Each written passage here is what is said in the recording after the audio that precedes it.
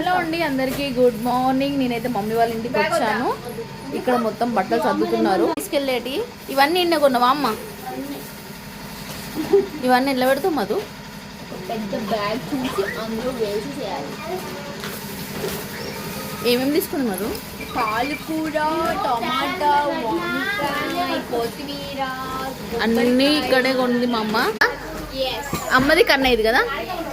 మళ్ళీ నేను తీసుకోవాలి ఒక బ్యాగు.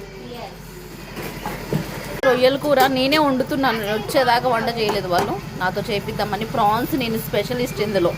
ఇలా తీసుకెళ్ళిపోతారు అమ్మ కన్నయ్యని. బ్యాగ్లో కూర్చున్నాడు.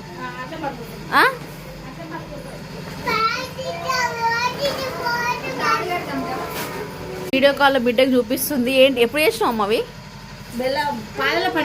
పాలల పట్టి.